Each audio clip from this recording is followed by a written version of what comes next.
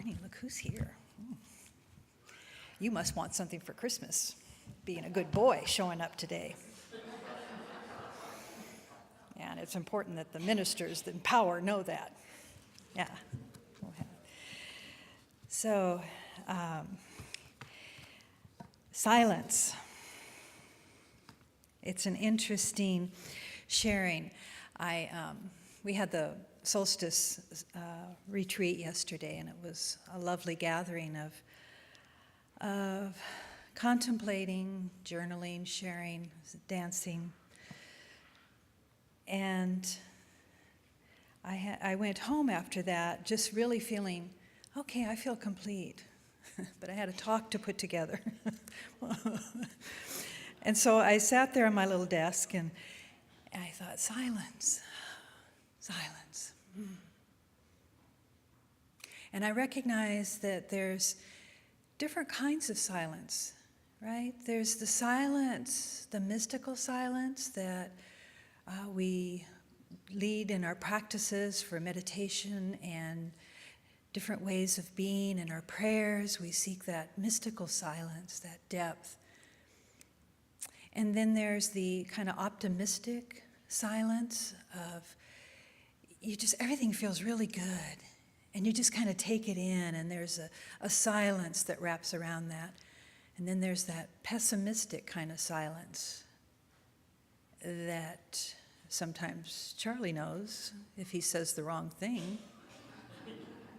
And then he sees me posture and silence. And I could feel him go, uh-oh. There's that silence. You guys know that one? Yeah. And so these different forms of silence. So I was thinking about that. Well, which one am I in? And so I thought I just kind of closed my eyes and just thought, pray, doing a little prayer. And then the cat goes into the cat box. And I thought, why am I so aware of that? And then it was like,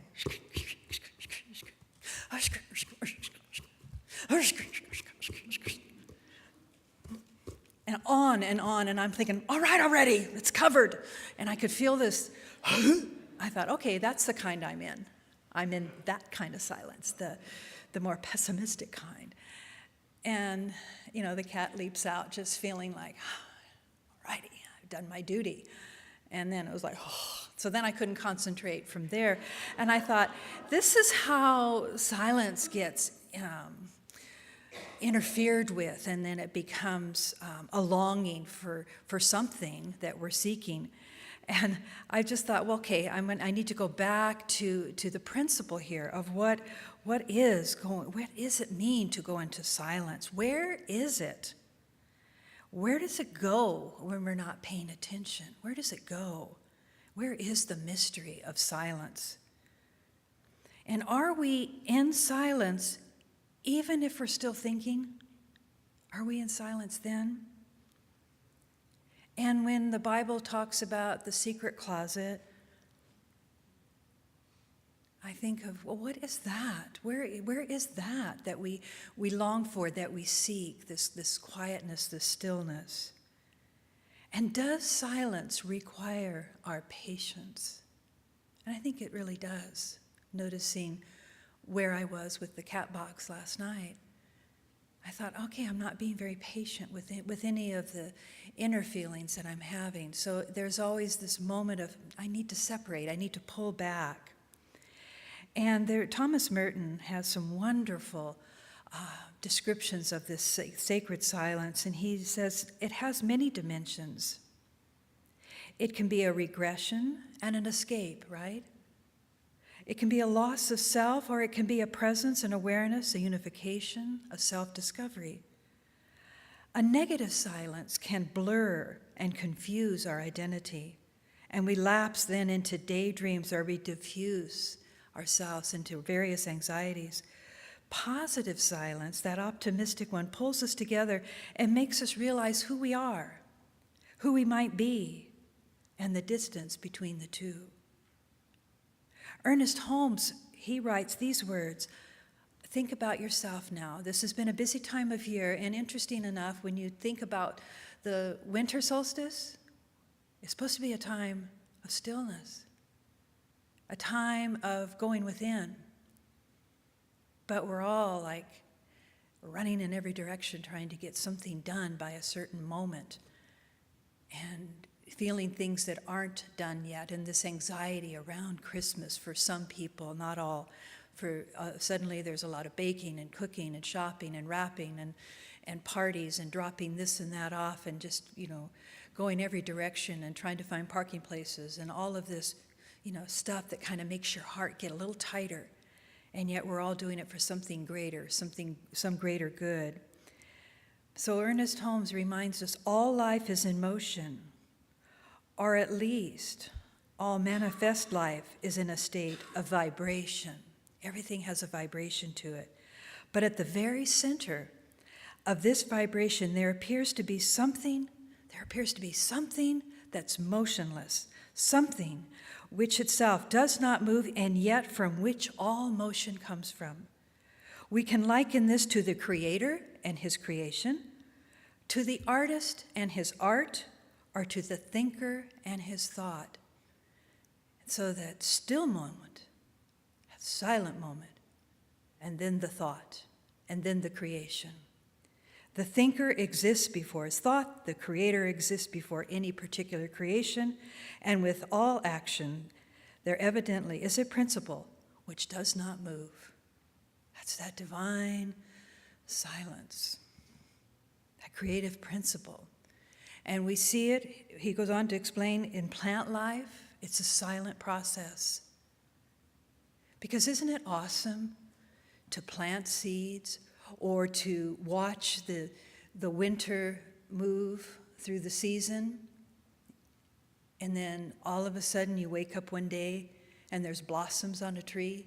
Isn't that just the most, when did that happen? And there's such a burst of color, why didn't we hear it? Where did it come from? It's this mystical, creative aspect of the divine, that mystery that we'll never quite be able to articulate, yet that we feel from as Stephen's poem talks about, in our bone marrow dwells this deep silence. All processes of nature are silent. The invisible cause of all that there is silent. Expansion and self-expression are always the loosening up of an energy which already exists at the center of the evolving medium.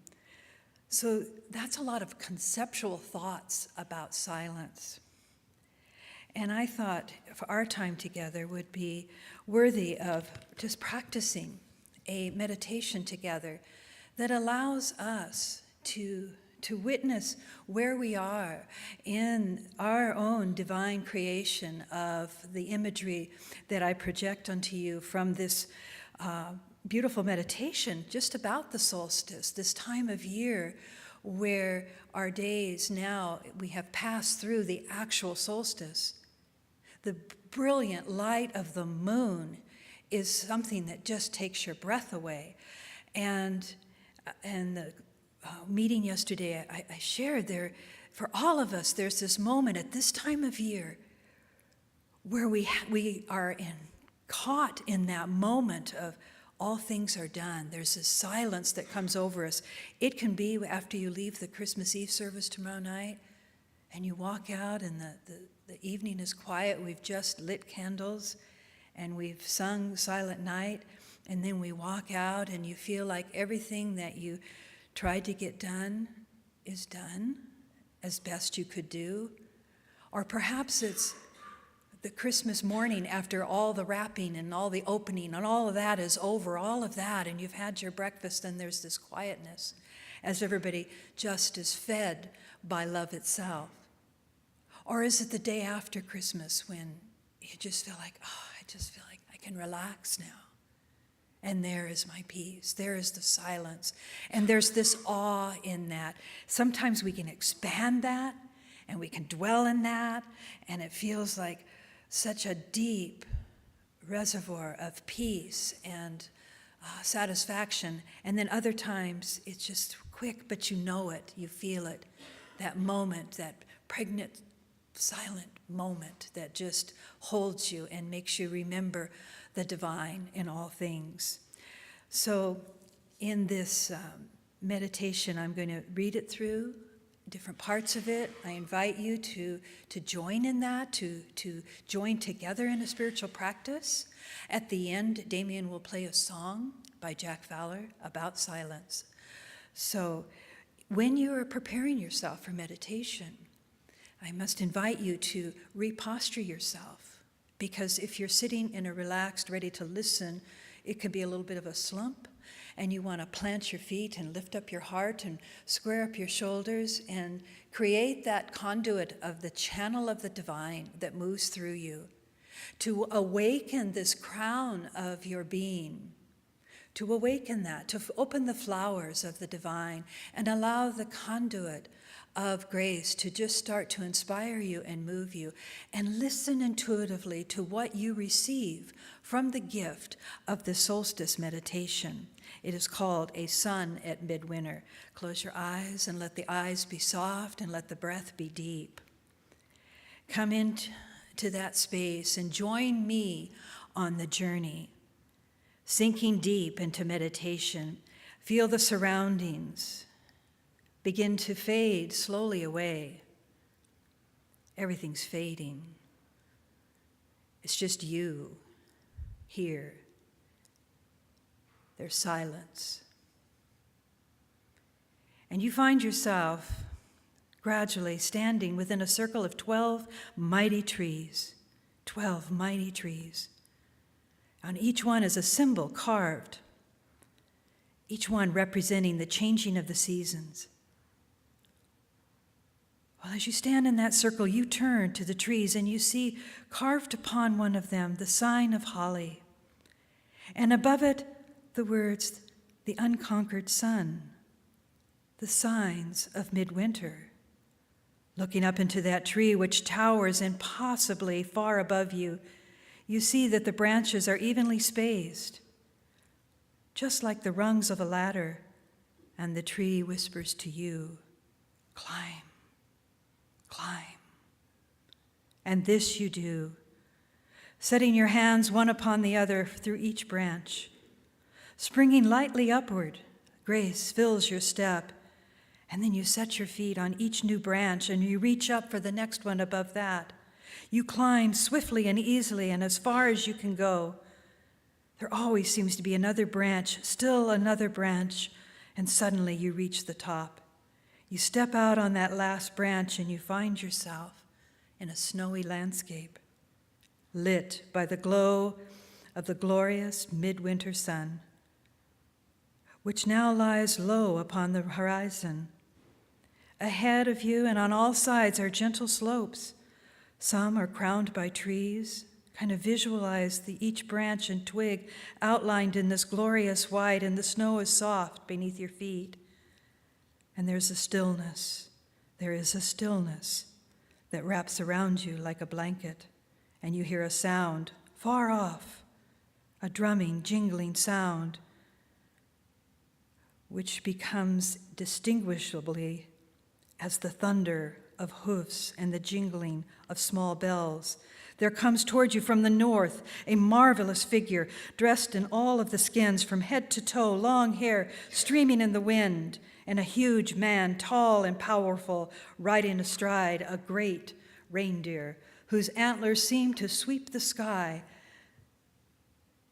See it in your mind. Bells are sewn all over his costume, and he carries in his hand a mighty bough of holly in its full green leaf.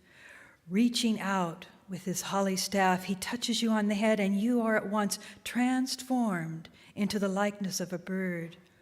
In the likeness of a bird or a beast, your heart is filled with the joy of the midwinter sun. And now the mighty figure on the reindeer's back wheels away and is off across the white world, and you follow, flying and racing and bounding at his back. How long and how far you run, there is no saying. But when at last the great figure slows to a halt, you are no more tired than when you began. You feel as if you could run forever, and that to do so would be an honor of the joyful life of the earth and the sun that warms your blood and pierces your heart. Now the mighty figure leaps down from the reindeer's back and beckons you to follow, and you find yourself in your own shape, standing amongst a ring of huge tumbled rocks. They rise like sharp fins above the ocean of snow. Here in the center of a dip in the ground is a great fire, yet unlit, but it's been laid before you. You stand in silence, waiting, while the Great One who has led us here strides to where a single tall tree stands alone. The mighty figure raises to his lips an ancient horn and lets blow a blast that echoes again and again through the rocks. For the moment there is a silence. From all sides come the animals and the birds of every kind. Slow-moving bears, fast leaping hares, foxes, weasels, badgers, and all their kin. Robins fly down to the perch on the horns of the deer, and the wrens and the plovers and the partridges and the strutting cockerels with their harem of hens. All these and more than you can name, come flocking near, hunter and hunted, standing side by side, no fear. There's other beings, spirits of unknown worlds, strange and wondrous beings whose names you no longer recall until the circle is filled and overflows beyond your sight, and a silence falls over all the humans and the spirits and the creatures alike, and there's a sense of waiting, a quietude. Your eyes are drawn towards the west, where the great red ball of the midwinter sun hangs just above the horizon. Now the figure of the mighty one comes forward, and the bells on his costume chiming softly, and there at the foot of the solitary tree he bends and unwraps a bundle. Within are flint and tinder, ancient and dark.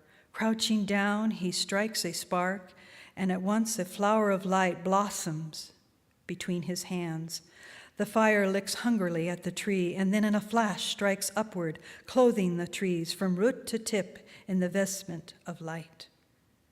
Yet although the fire burns bright and hot, the tree is not consumed.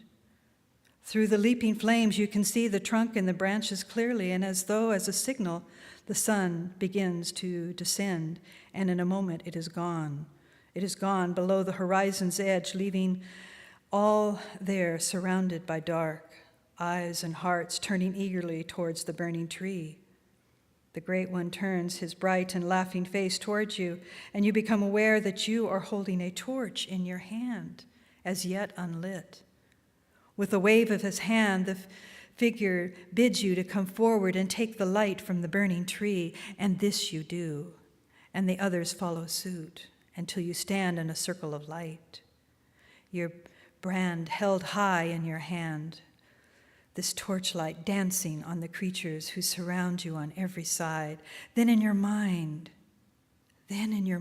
you hear the words bidding you to light the central flame, and you set your burning brand in the heap of the brushwood, which burst into the incandescent flame with a great whoosh of energy and heat.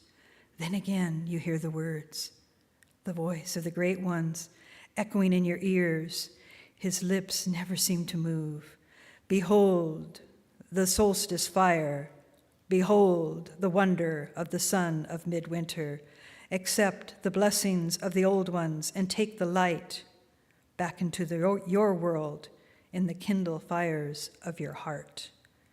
As you hear these words, a great warmth spreads through you, and whenever you look, and wherever you look, you see the light burning within and around you and around those who stand with you. And though it seems but a moment since it was set, the sun rises in splendor and casts its light upon you. You stand in absolute silence for a moment, And then you join with all those presents in a great shout of acclamation, praising the newborn son. Then in good time, the great being swings a huge sack from his back and with a laugh and a joy invites you to come forward and receive your gift. Something for yourself alone, the gift of the midwinter God to his children. When all there have received their gift, again you hear the great voice speaking to your innermost self. Hear these words. You have journeyed far. You have journeyed far to bear witness to the birth of the unconquered Son. Be sure that you take with you to your own world the glorious solstice light, and I bid you never to forget the weight of the sack on your own back. The sack of tradition, born and yet unborn, which it is your bounden duty to reverence and respect. For remember, if the old ways are allowed to die, there may come a day when the sun will not rise. Only darkness will remain. May this time never come, and may we meet again in the silent heart of the solstice, this many a day. With these words ringing in your ears, you take up your burning brand and turn away from the great tree and the mighty figure who stands beneath it, but not before you have glimpsed somehow, present within the form of the mighty one, other creatures, ancient reindeer, men with antlers upon their heads, gift bringers from the dawn of time, light bearers and lantern holders from the mystery of time, and somehow, among all of these, you see the mighty figure of the Spirit of Christmas. By whatever name or whatever form he has been recognized since the beginning, to you he raises his hand and sends you back through the veils between the worlds, back and down and inward, until you awaken slowly and gently in your own place and time, conscious of the fire ignited in your heart, and ready for the celebration of the solstice revealed. And you breathe. And you remember the gift.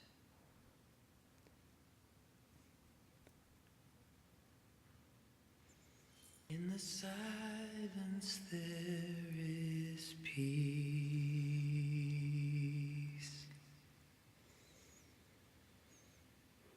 In the silence there is unspoken joy.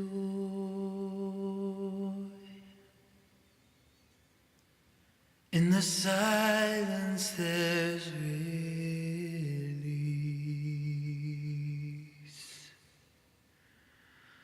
from a world full of chaos and noise.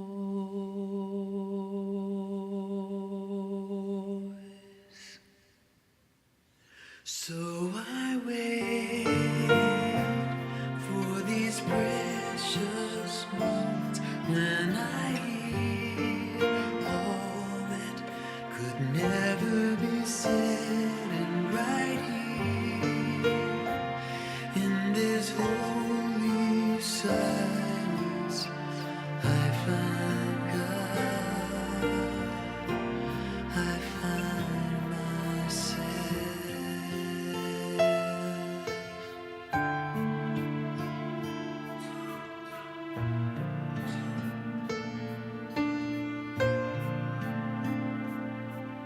In the silence there is peace. In the silence there is unspoken joy. In the silence there's release from a world full of chaos and noise. So I wait for these precious moments when I hear all that could never be said, and right here in this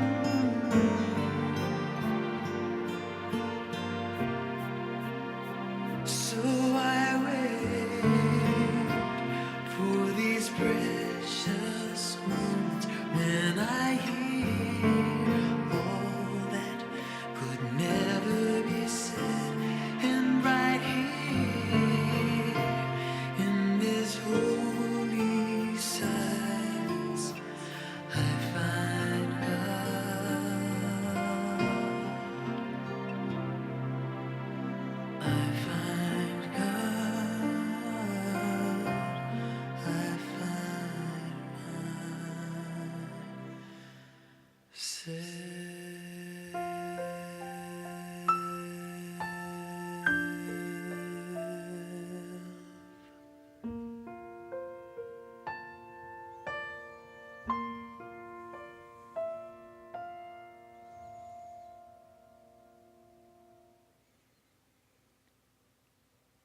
in this holy space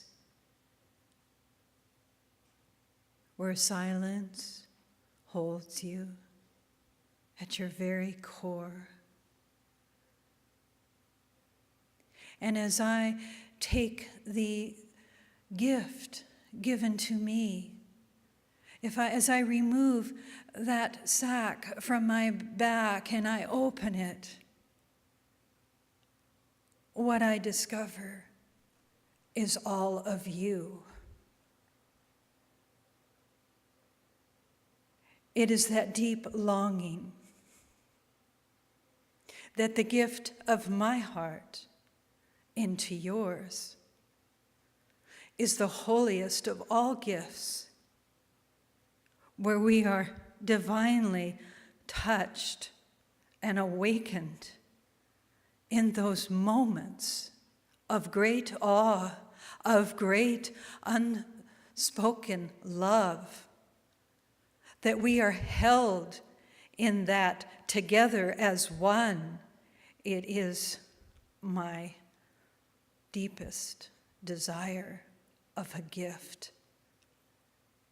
If I could touch each one of you, and the divine flowed through me, and that single touch awakened you to your greatest good, to your highest potential, to the forgiveness at the deepest level, to the stilling of the voices that haunt you and awaken the voices that encourage you, it would be my gift. It would be the gift of the Holy One on this solstice night. It would be my gift to all of you. And may you be open to receive from the divine, nothing less. I release my words in gratitude for a journey that we went on together, and we arrive here on holy ground in deep love and respect for one another. Peace be with you, and so it is.